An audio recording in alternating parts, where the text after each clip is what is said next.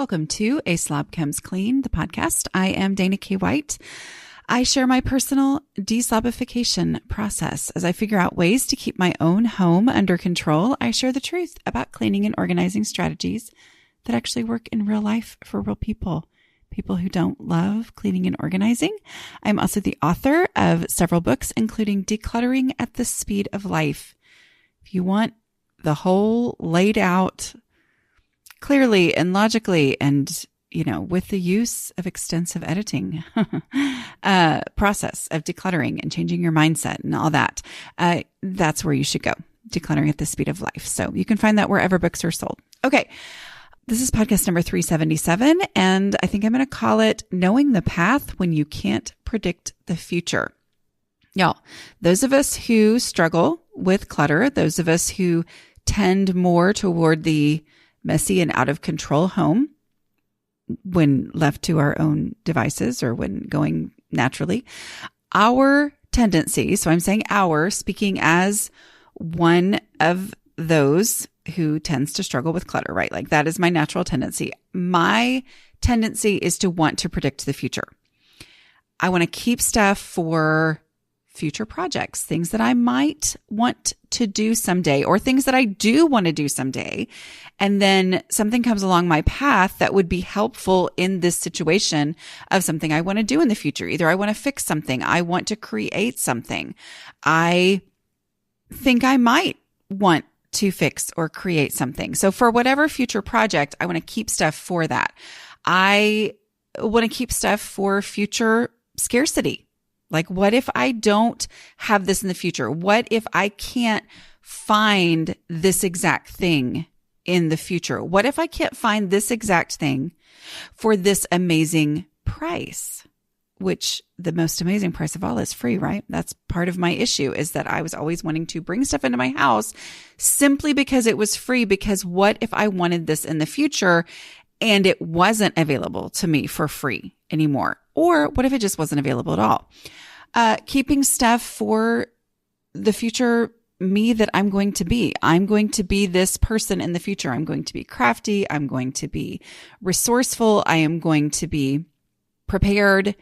I am going to be maybe a different size or a different ability level to keep things under control. Like so many times when I would bring stuff into my house, back when my house was a complete disaster, I knew that I didn't have a place for it. I knew that my house was out of control, but I was thinking that I was going to be different in the future. I was going to be organized in the future, even though I never had been in my entire life as far as stuff goes. I was always very organized as far as getting things done and people put into the right, correct path that they needed to be on, all that kind of stuff.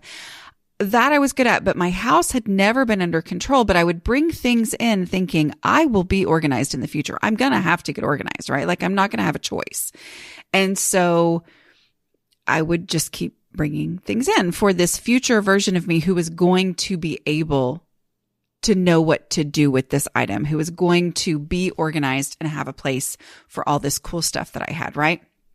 But it resulted in bad things, right? Like keeping all the stuff for the future, thinking I'm going to be ready for all the what ifs, caused frustration because knowing the future isn't possible. Even when I'm so completely confident. Y'all, I have young adult kids.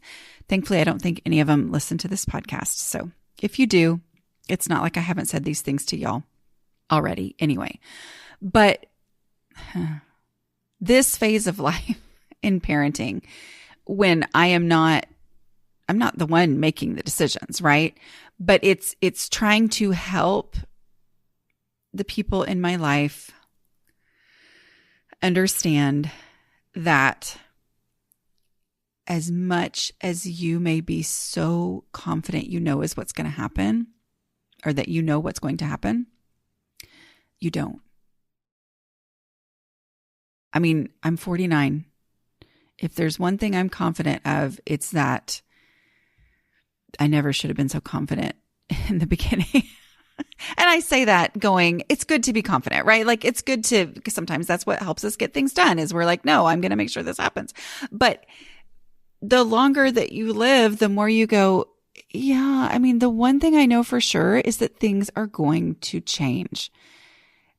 And it's a hard thing to accept in life, but accepting it does a lot for my, I'm not going to get into my own mental health stuff here, but I mean, like for my anxiety and stuff like that, right? Like my anxiety is significantly better when I accept that things are going to change, right? Like that I can't control everything. So anyway, the more that we think we can predict the future, because it is not possible to predict the future, the more we think that we can, the more that frustration builds. Okay. And so many times that frustration causes me to think that I need more. So last week's podcast, I talked about moments when I have realized and have learned to recognize that actually I should be hesitating and decluttering instead of thinking I need more. But when I'm so focused on trying to predict the future, that's when I end up gathering more because I'm trying to do something that's not even possible to do. And then it ends up backfiring and spiraling out and causing more disaster status in my home, right? Than I had before. So it doesn't work, right? It doesn't work to try to predict the future. When I am gathering things for predicting the future, then I don't end up using the stuff even that I did have because my house is so out of control, right? Like, so my house has so much stuff in it, more stuff than could possibly fit usably, get toably, meaning the container concept, but also way over my own personal clutter threshold. I do not have the capability to keep that amount of stuff under control. And so then that stuff ends up getting wasted. And that then causes me to be even more frustrated and hopeless in my home. Okay. So gathering all this stuff for the future actually ends up negatively affecting the future. Like that's a guarantee. If I'm going to have more stuff than I personally can handle, if I'm going to have more stuff than could possibly fit in my house and my house stay under control, then that's going to negatively affect the future, right? So like that's something I've learned now I can predict, right? Like if I'm going to try to keep more stuff in my house than I can physically or accepting my own, what I can handle, I am guaranteeing that the future is going to be more difficult. Okay. All right. But what's the good news in this, right? Like that feels like I've just been giving you bad news today, right? Because the title of today's podcast is Knowing the Path When You Can't Predict the Future. Because we can't predict the future. I've made that clear, right? Not that you didn't already know that. But it's something that I have to remind myself of because that's where I tend to go, is gathering things for this future time. But what I've been talking about a lot lately is how focusing on the end goal of decluttering can make the distance seem too overwhelming. So if you are sitting in your home and you are living the reality of having gathered so many things for the future that you now can't live currently and it's not going to naturally sort itself out just because the future happens. If you're sitting in that mess and that clutter and you look at the eye candy pictures of a beautifully organized space and you think, that's what I want, but this is what I'm sitting in, it becomes too overwhelming to even start because you're like, the distance between that and this, I don't even know how to close that distance. It isn't even possible. It's not even a thing, right? Like that is where our brain goes.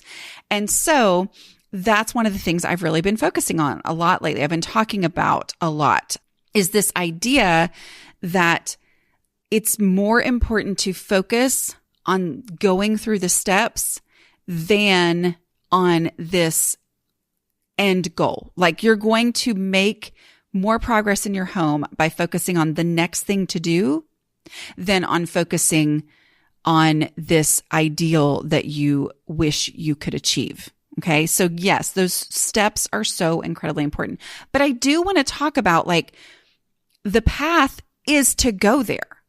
So the point of the path, the point of these steps that you're taking is for you to get to the home that is decluttered, to the home that is manageable to you, that you like, that you enjoy, all of that. Okay. So we are working on getting there, but we got to follow the path to get there. Okay. So, but there's so much power in both knowing that there is a path and in knowing what that path is.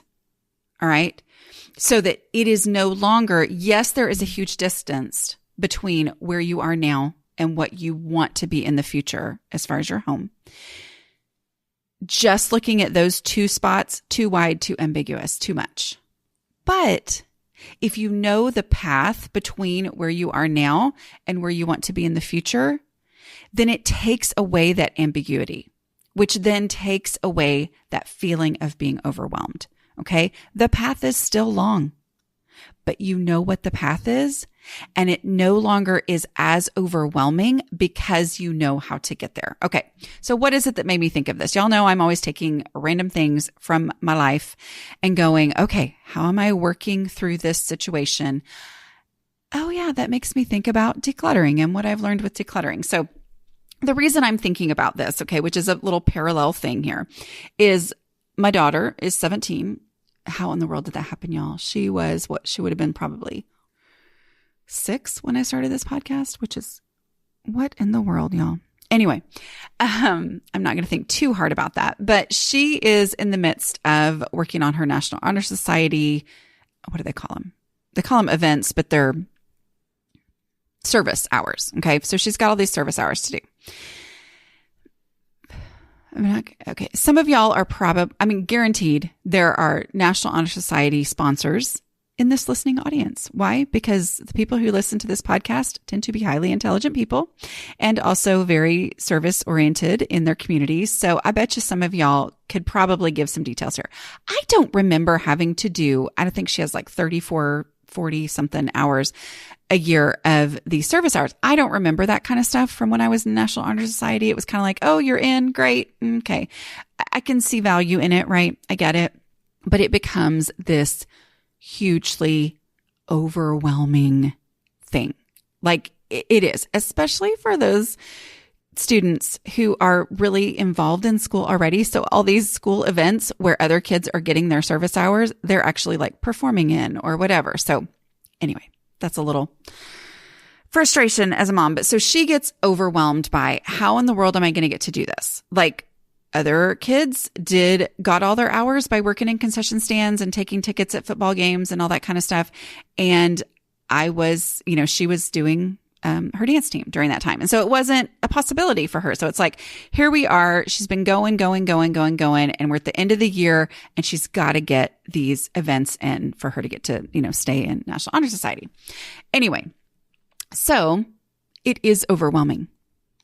Just like you're decluttering, just like going from, oh my goodness, I don't even know what in the world, is going on here.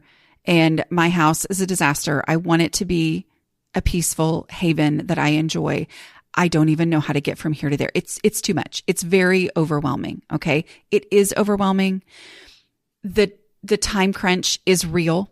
Okay. For her, like we are down to crunch time. School is going to be out before too terribly long. Just a reminder for y'all who don't know this, but I do take summers off. I don't podcast in the summer. So make sure you're subscribed to the podcast so that when I come back after the summer break, it'll just automatically end up in your podcast feed, right? Okay. But so I'm just saying like the busyness is real. The time crunch is real. The lack of excitement about doing the things is totally real. The goal is good. But it is overwhelming to look at it. Okay. But what's one of the first things that I give as advice in decluttering? Look look, always look. I hear from people all the time who say that right there was the thing for me. To remind myself how important it is to look, always look. So what do I mean when I say that? Well, when you look at a cluttered space, and I'm saying you, okay, when I look at a cluttered space, it is too much. It's too overwhelming. There's no way. Okay. I've probably tried before on that. And so I look at this space and I think, I just can't. I want to shut the door. But one of my biggest decluttering strategies is to force myself to just look. No commitment looking. Okay. So before we actually, sometimes we're like, well, you just got to get in there and do it. Yes, you do. But if you can't make yourself get in there and do it, what is something that you can do? I can make myself look with zero commitment and say, I'm just going to look and see what it is. So what was the first thing we did for her? I said, count up how many hours you have already done. Let's count them up. Maybe we're not going to be able to reach the goal. I'm not saying at this point, I am not pushing. We got to get this done. I knew what process we were going through here, but I said, just count up the hours that you've already done. Okay. And then let's do the math and figure out, okay, how many hours do you have left? Then let's look at the events that are even possibly available for you, that are already on the schedule, that are not already full of people who, I shouldn't say it, but all the nerds who sign up the minute. Y'all, there are kids taking hours. I shouldn't say this, should I? According to her, there are kids taking hours who already have all their hours. And I'm like, okay, come on, y'all. Let's let the ones who've been doing all their curriculars, whatever that word is, all year, get theirs in too. But anyway, let's just look. Let's just do the math and say, these are the things that are available. These are the things that you've already done. This is how many hours you need. What are the possibilities? Okay. So that's a non-committal thing. That's the point of the look, always look when we're talking about clutter. There is something about saying, I am just going to assess the situation. I am not making a plan yet. I am not making any decisions yet, but I need to know what's going on, right? I need to know what I'm dealing with, because as long as I don't know what I'm dealing with, it is too overwhelming and I freeze and I just don't do anything. Meanwhile, it gets more and more overwhelming to me the longer I go without knowing, it just builds in my mind. And sometimes I miss out on opportunities, right? I had some opportunities where I could have moved ahead. This is where the analogy falls apart, right? The parallel is not complete. She has a deadline. You don't have a deadline. Maybe you do. Maybe somebody's showing up at your house on some certain day. But in general with your home, you don't have a deadline, okay?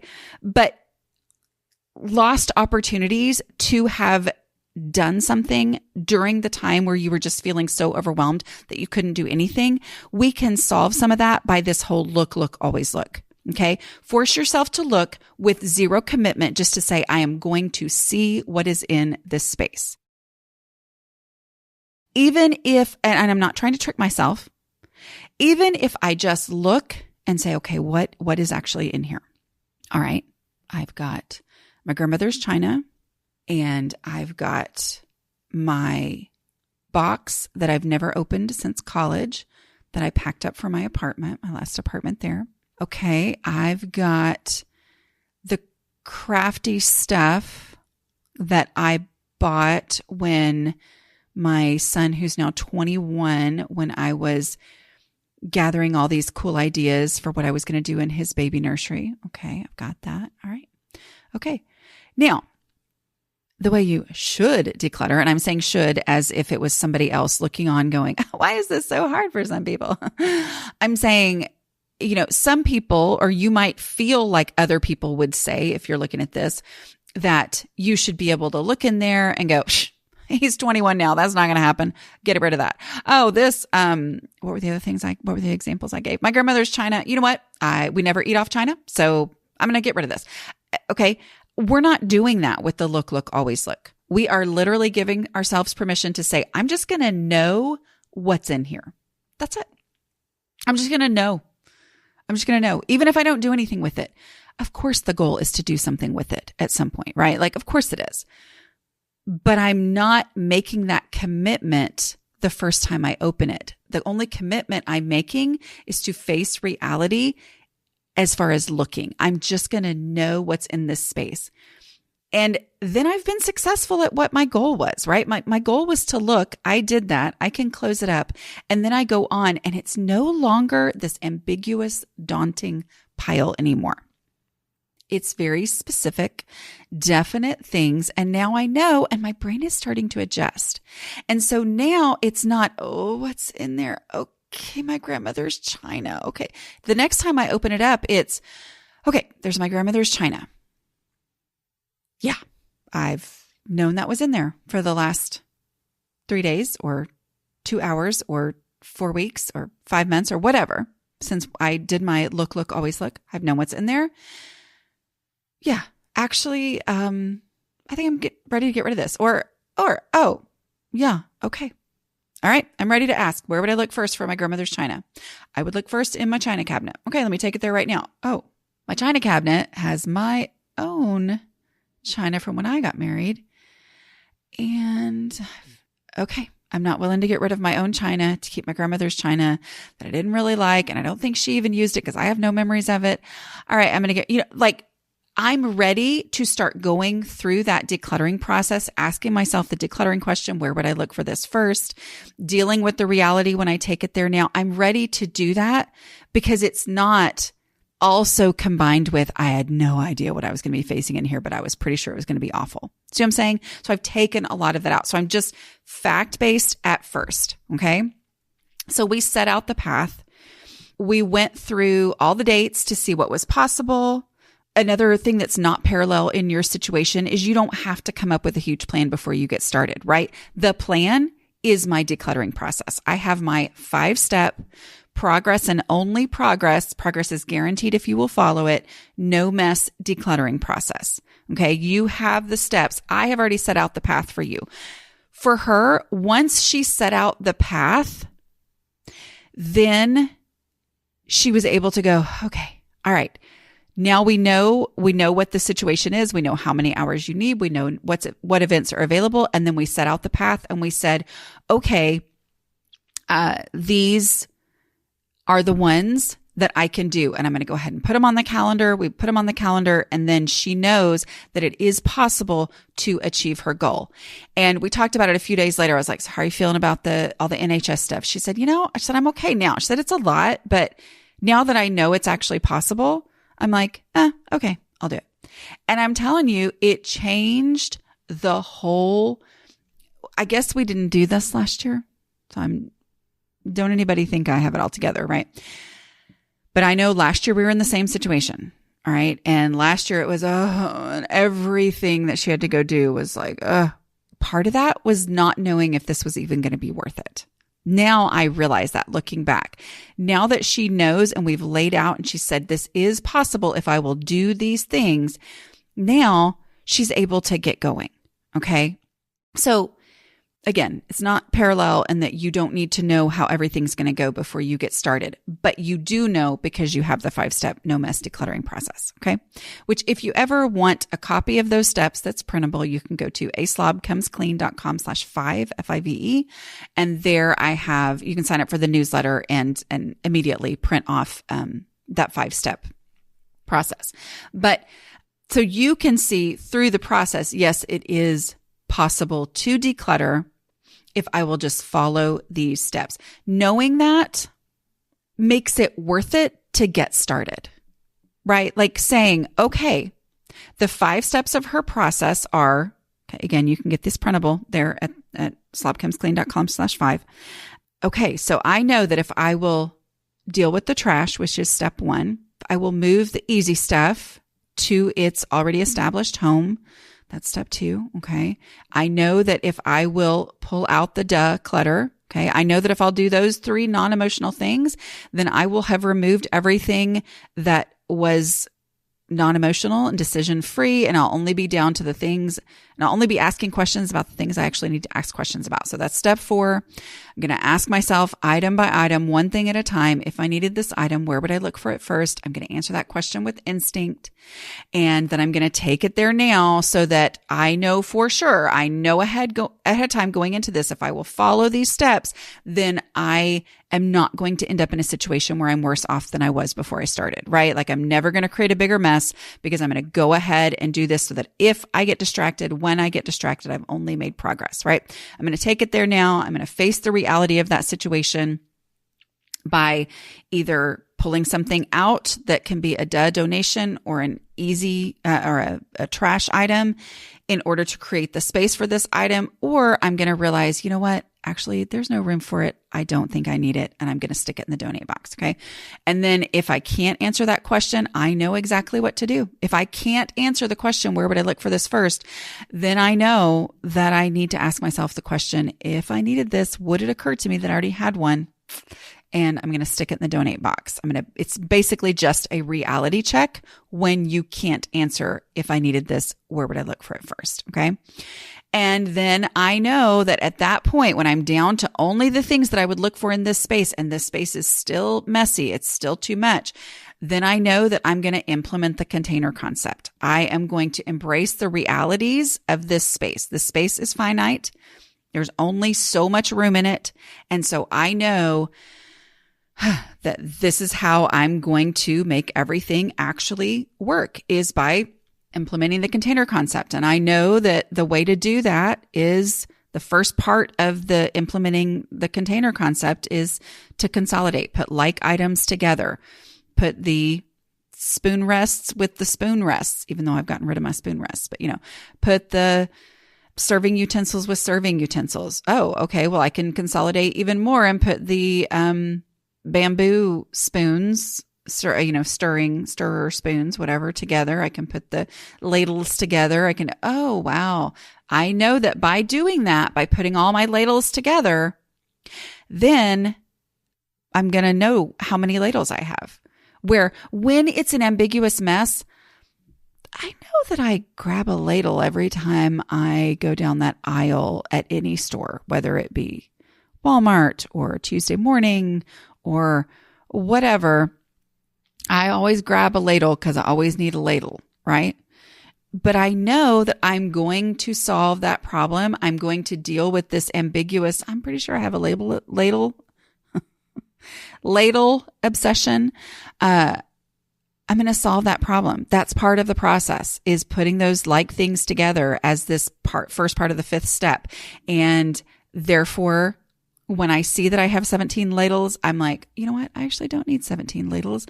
I need one. I'm going to keep 2 or 3 just because I'm me, and I can get rid of the other 14 or 15, right? So that knowing that the process will take care of this allows me to just move forward on the process. Knowing that even after I have consolidated, and it didn't just make itself obvious and let me get rid of enough, that I'm just like, okay, well, I know what to do now. I know to remove my least favorite until it all fits comfortably, get-toably, usably in this space. Okay. So I know it's going to work out in the end because there is a process. I now know what to do next. It's clear and it's obvious what to do next because there is a 5-step process, and that 5-step process is going to take me to where I want to be. Okay. So it makes it worth it to start. That's the hardest part, right? It makes it worth it to keep trudging. Trudge is a great word. And it is one of those words that just sounds the way that I feel when I'm decluttering. Oftentimes it's like, okay, I'm just going to keep going. I'm just going to keep moving. I'm just going to keep working because I know this is how I get to that goal that I'm going toward. The problem so many times before for me was that I didn't know the decluttering process because I hadn't, created it yet. But it's one of the reasons why some people are like, well, yeah, that's just what I do. People who this is natural for them. I mean, they don't lay it out in the 5 steps necessarily the way that I do, but I didn't know what to do. I just knew that it was overwhelming. I just knew that I would probably never get there because I never had before. I just knew I'd never been successful at it before. And so I just didn't know. But y'all, I still follow this process, right? Like I have come so far in my house and I still followed this process because I know that it will get me to where I want to go. Okay. Having the process, knowing the process makes it worth it to keep going even when it's not fun, right? Because I'm like, okay, I'm not enjoying this part of the process, but I know that it is the process and therefore it is necessary, right? So like with my daughter, some of these events she enjoys, some of these events she really does not enjoy, but she knows this is the path. This is the path to getting done what I need to get done to accomplish the goal that I need to accomplish. Okay. So even though the last step wasn't that great, I know what the steps are. And so I'm going to keep on going. She'll just go to the next event because she's like, hey, this is how I check the things off the list and get the goal accomplished. It makes it worth it to know what to do when you miss something. Like, because things are not always going to go great, right? Like you're going to get distracted. You're going to come back. You're going to think you were at step, okay, I think I was ready to start asking the decluttering questions. And then you start to realize, wait a minute, I never did all the easy stuff. There's a bunch more easy stuff in here than I realized, or I stopped in the middle of the easy stuff step or whatever. You know what to get back to. Y'all, the reason I have the 5-step process is for myself. And yes, it gets me started. Yes, it lets me know what to do. And it brings me back to the path I was supposed to be on. It's not that I don't start to get off track, that I don't start to get overwhelmed, but it always brings me back to the path because I'm like, wait a minute. Wait, I am off. Where was I? Okay. Into the trash is, oh, that's right. I actually never purposefully looked for donations. I'm going to do that. Oh, wow. I made a huge immediate impact or small immediate impact on this space and it was worth it. Okay. So it works this way in decluttering. I know the goal is daunting, but we're taking predicting the future out of this process. Remember, I don't have open-ended questions. I don't ask myself things like, will I ever need this? Could I ever use this? How do I feel about it? I don't ask myself those questions because that's me predicting the future, which is not possible. But I know if I follow the steps, I will get to where I want to be in the future, which is ultimately a home that's under control, things that I know what I have and I know where it is and I can easily access it and I can easily put it back. Okay. I know what has to be done to get to where I want to go. I know that doing these things, the whole process, that they are going to get me there. So what are the things? Again, trash. Whether it's fun, whether it's exciting, that doesn't matter. It just has to be done. Like if this space is going to be under control, if my living room or my linen closet are going to be under control, and ever at this point that I have envisioned in my wished for future, there can't be trash in it at that point, right? So the trash has to be done. So following this step of the trash gets me started, gives me something to do, and it has to be done anyway. Okay. I know that that is the path to getting where I've identified it. And some people are like, you have to be told that. Those are my favorite, honestly, those are my favorite negative reviews on my books is when people will say, do people actually need to be told to throw away trash? And I'm like, yes. Some people need it also to be talked about endlessly in podcasts as well, right? Welcome to the club if you're one of those people, because that, like, yes, it needs to be identified. Otherwise it's like, oh, well, I'm going to get to more important stuff. I'm going to deal with more important stuff. But if I don't throw away the trash, it can never actually be decluttered, right? So I have to know that's the path. I need to have identified that easy stuff is a step in the process. Procrasticlutter specifically. Procrasticlutter is stuff that doesn't feel like actual clutter because it's just something I need to do. It's clothes that need to be folded and put away. It's dishes that need to be put away. It's mail that needs to be gone through, whatever. It's just stuff I've been putting off because I feel like, oh, I should spend my time making these really hard decisions. But knowing that it is a step in the process, it is a marker on the path, it is the path itself, I'm like, okay, well then I'm willing to do it. This is how I'm going to get to where I want to get. This is how I'm going to get to where I need to go. I've got to deal with the procrastinator. I know it's a step on the path. Therefore, I'm willing to do it. Okay. And I'm able to do it. Every time I do those things, it makes a difference. Every time I deal with trash, every time I deal with procrastinator, I am a little bit further down the path and the distance to where I want to go is a little bit shorter. And I start to realize there's joy all along the path, right? Like my house is better for every single step that I take along this path, which means it was worth it to do what I did in the past, which means it's worth it to keep going, right? Taking it there now and one item at a time, I know that these are steps in the process. I know this is how the process works. One item at a time, each item having a final decision made about it and then it being taken to its final home, that decision, acting on that decision. I know this is a step in the process. I know this is part of how I am going to get to my final destination.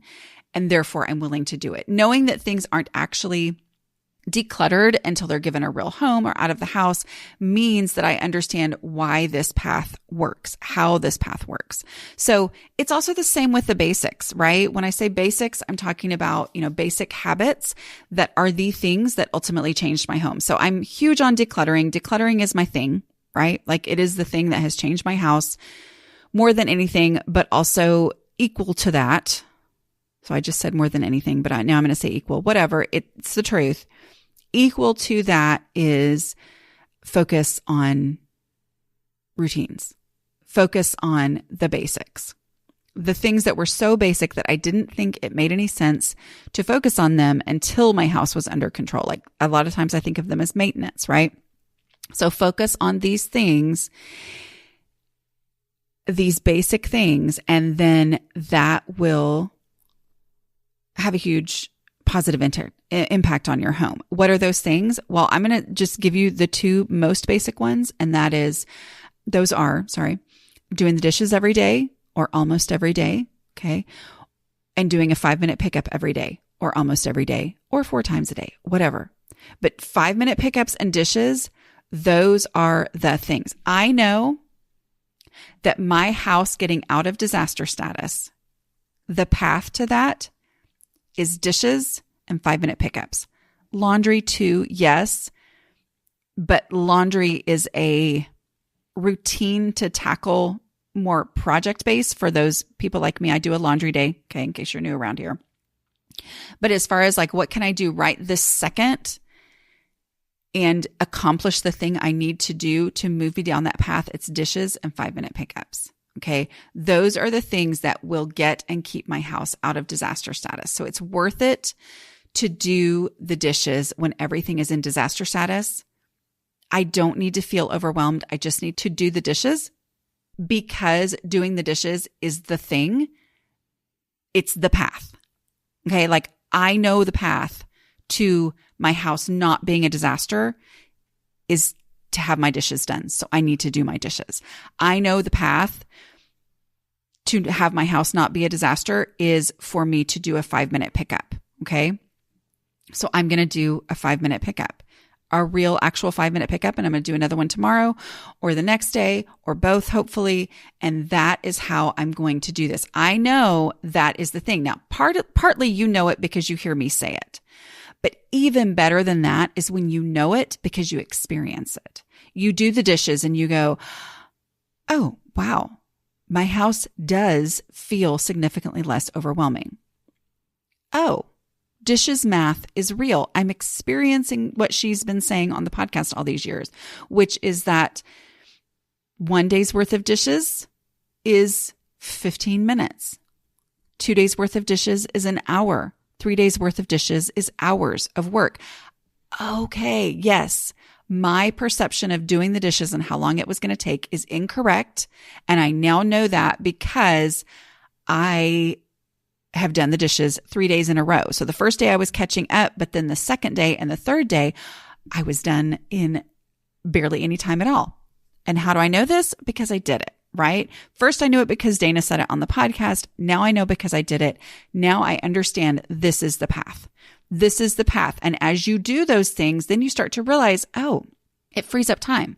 I thought I didn't have time to do this stuff. And instead, when I do the dishes every day, and it's only 10, 15 minutes, it actually frees up time and greatly affects the rest of my house. Somehow, some way it does. I know I've gone into more analysis of that in other podcasts, but that right there is key. Okay. Those 5 minutes are going to make an impact when I do my 5-minute pickup. Okay. I know that's how I'm going to keep things out of disaster. I know that the 5-minute pickup is going to be even more effective when I use any time that I do have to declutter using the 5-step decluttering process. Okay. So this knowing what the path is achieves what I always wanted from trying to know what the future was going to hold, right? Like I wanted to know what the future was going to hold. That just backfired. But instead to say, okay, here's the path. And I know if I'll follow this path, my house will get and stay under control. Then having that path, that was what actually changed my home. Okay. And I do think it's important to talk about the swap a little bit. So, there were, some events that my daughter really, really wasn't excited about, either because they didn't sound fun or because they were ones she'd done in the future and she knew they were less exciting and less fun than some of the other ones. So we went ahead and we put them on the calendar. We're like, these things have to be done. But then other things came along and it was like, oh, you can bring a dessert for this teacher luncheon and that counts as an event. Well, all of a sudden, the motivation to bring a dessert was incredibly high because it was like, well, if I'll do that, then I don't have to do this hot and sweaty, gross event that I don't want to do down the line. Okay. The swap is key, but it only makes sense when you know what the path is. Okay. When you know how to go, when you know that dishes are the key to everything, to your house staying under control. When you know that dishes are the key, then it's like, okay, well, it is so worth it to me to wash this single dish right here, right now, because that means it's something I don't have to do in the future when I have to do the dishes anyway, because the dishes have to be done on a daily basis. So like, it's worth it to me to go ahead and stick things in the dishwasher because they're going to have to go in the dishwasher anyway, because they have to run through the dishwasher if my house is going to stay under control. Or if I'm hand washing, it is worth it to me to go ahead and quickly scrub the pan that I used to make my grilled cheese sandwich and the plate that I used so that I am no further behind for having, made my lunch today. So like that right there, knowing what the path is means that I can find the places to scoot ahead on the path. Oh, wow. I can identify the power of bringing a dessert because that means that's something I don't have to do later. That's an event I don't have to, hot and sweaty event I don't have to do. So all these things, knowing what the path is means that the quick and easy tricks that are actually going to be helpful and effective, now they make sense, right? Like, oh, okay. Where before, when other people would say, oh, well, if you just wash the dish that you used for your lunch, then that'll keep your house under control. And when you're looking at just countertops covered in dishes and you're like, I'm sorry, why would that make any difference? Okay. It's the same thing with the whole one in, one out. My whole story that goes along with the container concept is I can remember the lady at this mom's group, referring to, oh, just one in, one out when you get something new. And I'm picturing my sock drawer and I'm like, what good would that do? What good would the swap do? It's too much. It's too overwhelming as it is. So why are you acting like that is going to be helpful to me when my sock drawer won't close anyway. So why would I one in, one out? But then knowing, the container concept. If I only have the amount of socks that will easily fit in my drawer, if I have decluttered my least favorite until I'm down to the point where I only have what will easily fit and I can close that drawer and get to what I need, then all of a sudden the swap makes sense, right? So the opportunity to get a little bit ahead on the path makes sense once I know what the path is. Okay. All right. I hope that this has been a little teeny tiny bit helpful. Just another reminder that I mentioned it earlier, but I do take summers off. And so make sure that you have subscribed to the podcast wherever you happen to listen to podcasts, because I will be back. I'll be back in August, mid to late August. And I don't want you to forget about me, right? You can always go back and listen to other ones before, but just make sure that you have subscribed so that you don't miss out on that. And just a reminder too, that our Patreon group is lovely and a wonderful way for you to continue this conversation that you feel like we have every week here through the podcast. You can have that in real, actual conversations within the group if you become a patron of the show. So if you want to know more about doing that, you can go to patreon.com/A Slob Comes Clean. That's patreon.com/A Slob Comes Clean. Okay. All right. I mean, I still will be here another couple weeks, right? But I just want to start, because I always have people who are like, what happened? What happened? I'm like, I've been telling y'all every single week. Okay. All right. I will talk to y'all later. Bye.